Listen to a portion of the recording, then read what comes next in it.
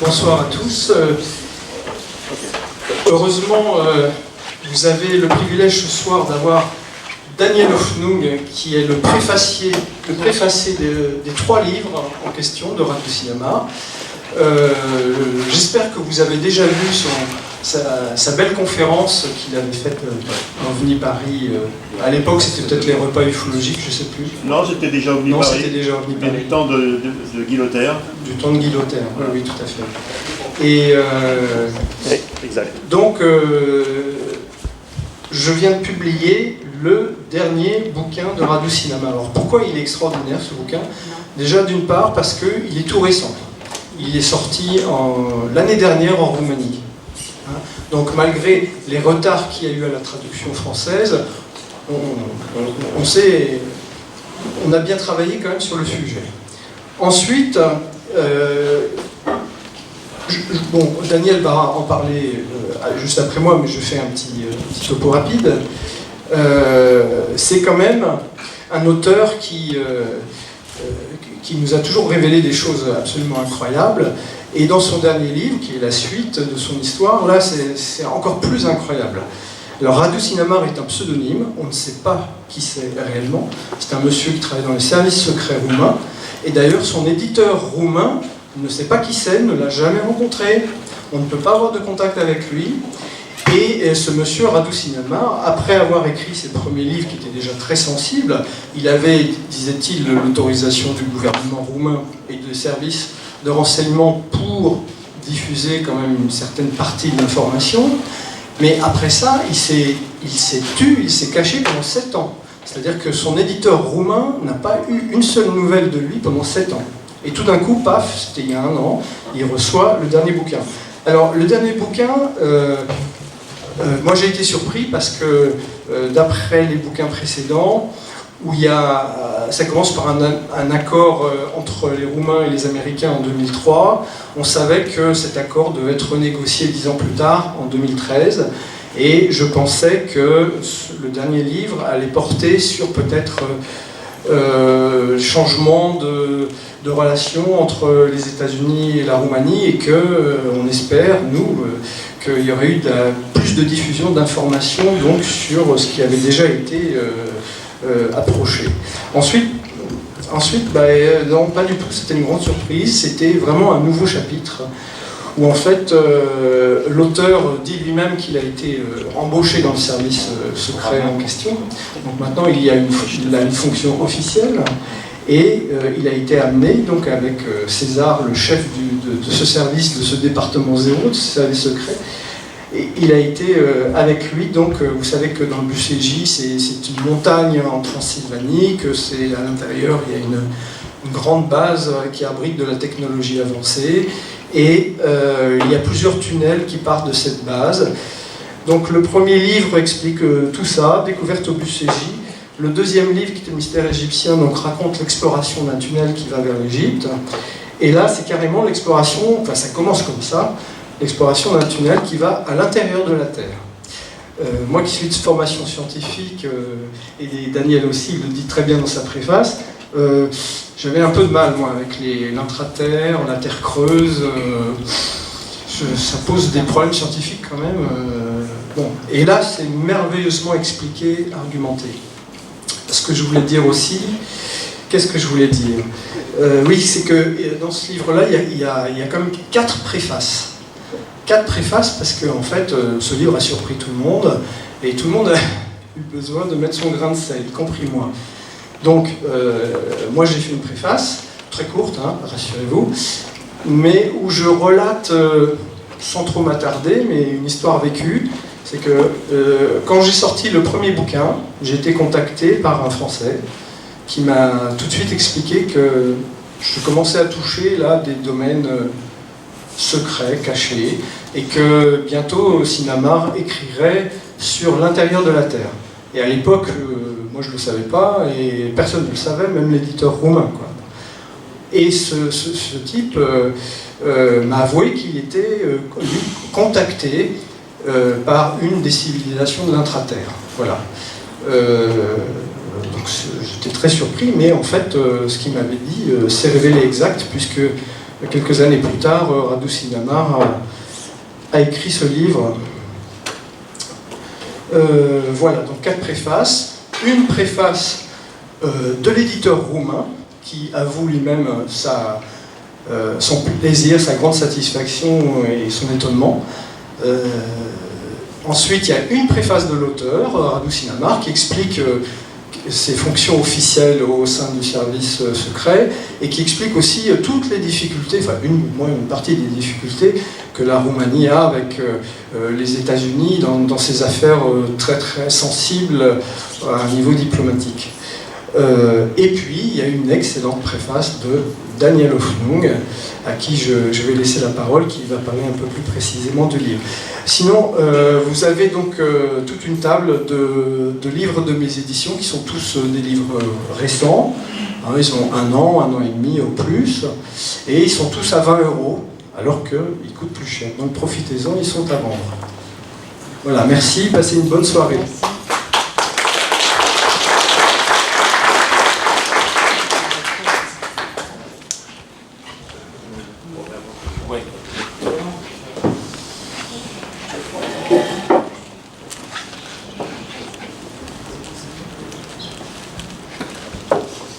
Bien. Oui, tu peux passer l'image suivante. Voilà. Alors, donc là, vous voyez le livre, la couverture du livre roumain qui est paru mi-avril, donc de l'an dernier. Hein, c'est quand même pas vieux. Et donc le livre français. Alors, les 2 livres déjà publiés, donc Christelle l'a dit, on va pas s'apesantir. Suivante.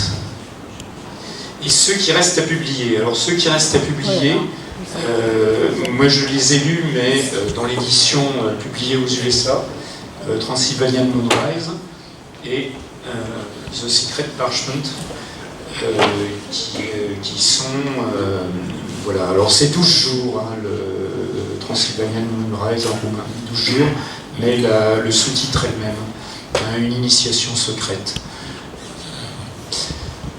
Alors, ils sont excessivement intéressants aussi. Et vraiment, ils valent le coup l'un et l'autre. Ils sont en cours de traduction. Oui, d'accord. Bon, suivante. Voilà.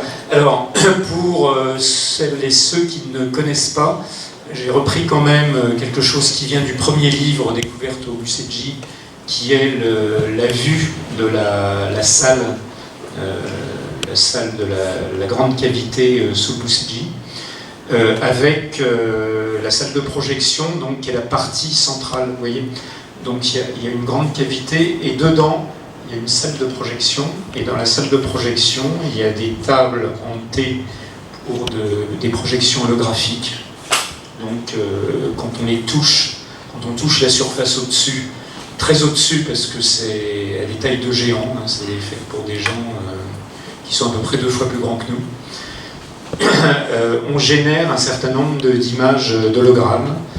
Et le demi-cylindre transparent, on ne savait pas très bien ce que c'était, mais maintenant on le sait, c'est un système pour faire voyager la conscience dans le temps. Voilà, et derrière, il y a un dôme de projection sur l'histoire de l'humanité. Alors partent 3 tunnels, donc tunnel vers l'Égypte, alors ça c'est décrit dans le livre...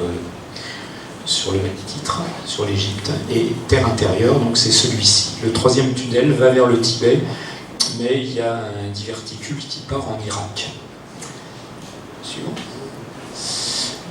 Alors, le stationnement dans le site n'est pas sans conséquence. Alors là, j'ai mis une citation du livre.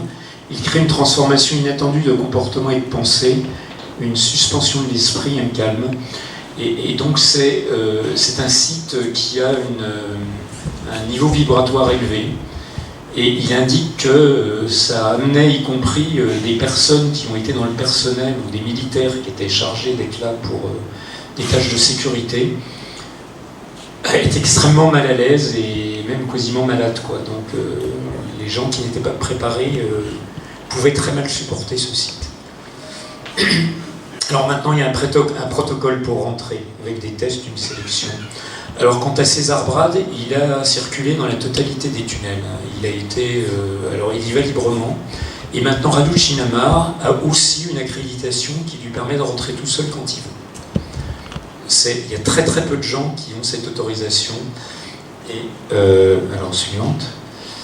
Ah oui, j'ai dû aller un petit peu vite à un endroit. En ce qui concerne les visites, ouais, non, je crois que c'était un commentaire dans l'image d'avant, en bas. Si tu veux revenir en arrière. Alors, attends. Ouais, là. Voilà. Diverses personnes y sont venues depuis 2003, donc du personnel de sécurité. Un très petit nombre de scientifiques et de politiques ont été admis. Mais en fait, ils sont surtout admis dans un laboratoire qui a été construit à côté, parce que dans la mesure où on ne rentre pas comme ça et que ça peut avoir des conséquences, ils ont fait un laboratoire où les gens qui viennent étudier peuvent examiner un certain nombre de choses qui sont à l'intérieur, mais reproduites, quoi. Vas-y. Voilà, alors ça c'est ce qu'il y a à l'entrée des tunnels. Donc ça c'est ce que j'ai dit. Suivante. Alors, la question de la Terre creuse. Alors, les 2 premiers chapitres du livre sont là-dessus. Et c'est vrai que c'est le plus dérangeant, parce que moi, c'est vrai que ça me paraissait complètement aberrant.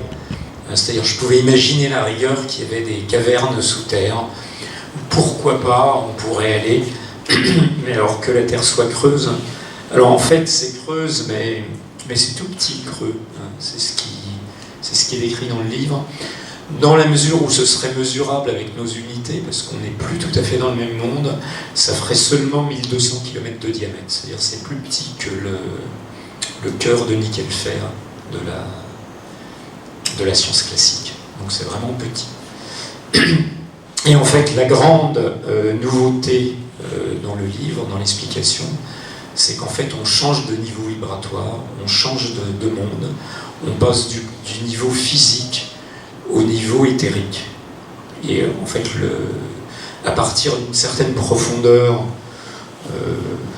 qui serait à peu près la moitié de la croûte, c'est-à-dire dans les 2000 et quelques kilomètres, on change de niveau. On n'est plus dans le matériel, on rentre dans l'éthérique. Et évidemment, au centre, il y a surtout, alors il faut bien que la masse soit la bonne, il y a un trou noir. Un trou noir dont le diamètre apparent visible, puisque Raducin Amar descend avec César Brad, ce qu'il voit à l'intérieur, c'est un soleil qui est beaucoup plus pâle que le soleil de chez nous. On peut le regarder, même s'il est très brillant. On peut le regarder et il fait un diamètre apparent qui est plus petit que celui du Soleil, mais un peu plus grand que celui de la Lune. Donc on peut estimer qu'on a quelque chose qui doit faire à peu près 2 km de diamètre dans les règles de 3. C'est-à-dire que c'est pas grand, mais c'est un trou noir qui émet dans l'éthérique. Alors là, il y a les caractéristiques d'un trou noir, c'est-à-dire il absorbe de la matière, et ils expliquent que notre Terre, elle, absorbe de la matière de l'espace cosmique. Voilà, et vous voyez la coupe, c'est-à-dire que, alors là c'est un peu exagéré parce qu'en réalité, ça c'est tout petit, donc ça c'est beaucoup plus épais. Et donc on retrouve à l'intérieur un relief des montagnes, des mers. C'est-à-dire on a encore une grande surface marine à l'intérieur et des terres émergées. Suivante. Voilà, alors là c'est une image de la structure scientifique, ce qu'on connaît, donc avec le noyau de nickel-fer qui est ici, enfin dans la théorie scientifique, et puis ce qu'indique Raducin Amar, c'est-à-dire une zone où on passe du plan physique vers le plan éthérique. C'est-à-dire qu'en réalité, on ne pourrait pas. Il y a toute une discussion dans le début du bouquin sur qu'est-ce qui se passerait si on faisait une coupe de la Terre. Mais en fait, on ne peut pas faire une coupe de la Terre parce qu'une partie qui n'est pas dans le matériel, elle est dans l'éthérique. Et on ne peut pas y aller comme ça. Voilà. Alors, Raducin Amar, il est préparé, il y a une préparation, c'est-à-dire tout se fait très progressivement. Suivant. Alors là, il y a l'entrée du tunnel. Alors, c'est beaucoup plus facile de rentrer que, bizarrement, dans le tunnel vers l'Égypte. Plus facile, mais si on est préparé, c'est-à-dire si on le peut. C'est-à-dire n'importe qui ne peut pas aller dans ce tunnel, parce qu'il s'il n'a pas la préparation, il ne peut tout simplement pas supporter d'y rentrer. Et donc il y a des zones de décalage, il y a des distorsions, et des distorsions spatiales. Il y a 2 distorsions spatiales successives. Et quand ils passent, alors d'abord ils vont vers Thomassie, c'est-à-dire ils vont vers une ville qui est dans l'intraterre, avec des décalages de fréquences. Et après, quand ils ont passé ça, en fait, on ne se déplace pas dans le monde éthérique de la même manière que dans le monde matériel. Ils partent à pied, mais ils sont transportés quasiment instantanément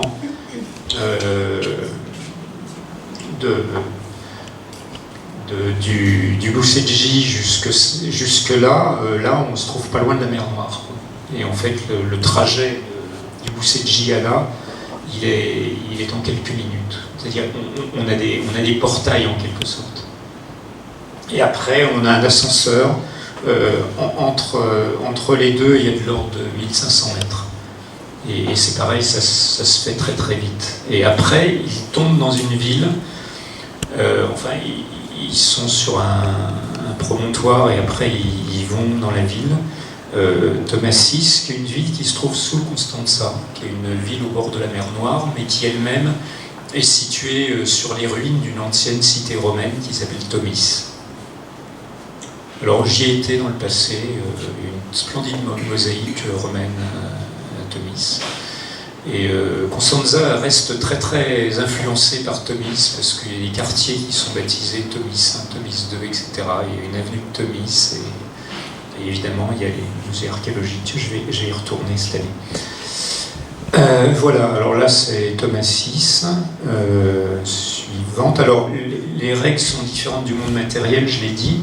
Et après ils vont aller dans une autre ville qui est sous les monts Apuseni. Alors les monts Apuseni, c'est un petit peu plus à l'est de la Roumanie. Ça se trouve pas très loin des monts Métallifères. Au sud de là, il y a des villes comme Deva, il y a quelques villes roumaines. Il y a Cluj-Napoca qui est pas très loin. Et entre les deux villes, ils circulent avec un véhicule absolument sidérant qui crée des champs magnétiques fluctuants et qui, avec ça, crée une genre de distorsion qui fait qu'ils peuvent traverser la Terre. Il n'y a pas de tunnel, ils traversent les roches, ils traversent y compris à un moment du magma. Et ils vont de l'un à l'autre. Et là, ça se fait en quelques minutes. Donc ils se retrouvent à Pélos, alors qu'il y a une ville... les deux villes sont habitées par des gens qui, pour beaucoup, sont des descendants des anciens Daces, qui connaissaient l'existence de cavités souterraines et qui se sont réfugiés là à la conquête romaine. C'est-à-dire au moment où Trajan a conquis la Roumanie. Alors ça, c'est au début du IIe siècle après Jésus-Christ. Voilà, alors passage à Pélos, donc, et après, ça se termine, oui, alors après, pour aller dans la terre vraiment intérieure, ils y vont, mais ça se fait par étapes, c'est-à-dire au début, ils prennent le tunnel, c'est-à-dire ce qu'on a vu au début, et là, ils n'ont qu'un avant-goût, c'est-à-dire ils ont un personnage un petit peu géant qui les accueille, et on voit qu'il n'est pas de notre monde, quoi. Il est d'ailleurs, mais il les comprend d'emblée. Et après la visite pour la suite se passe très très différemment parce qu'ils vont partir d'Amérique. Et ils vont rentrer dans la terre intérieure à l'aide de chamans. Et là aussi, le passage va être à travers des portails, c'est-à-dire ça va se faire quasi instantanément. Et quasi instantanément pour aller dans la terre intérieure, donc c'est-à-dire des milliers de kilomètres à l'intérieur, sous nous. Voilà, donc c'est très dérangeant pour les gens qui sont accrochés à nos conceptions dominantes. En même temps, c'est un livre extrêmement riche en découverte à la fois sur un monde très différent par des gens beaucoup plus évolués que nous, beaucoup plus évolués spirituellement, qui sont ouverts à la différence, qui sont ouverts à l'amour, qui ont une civilisation dans la paix, et qui n'a rien à voir avec notre monde, quoi. Voilà, donc c'est une des richesses de ce livre, c'est ça. Voilà, après, je ne peux que vous conseiller de le lire. Je vais retourner en Roumanie et probablement, si tout se passe bien, rencontrer quelqu'un qui vient d'Intraterre. Formidable. Merci Daniel.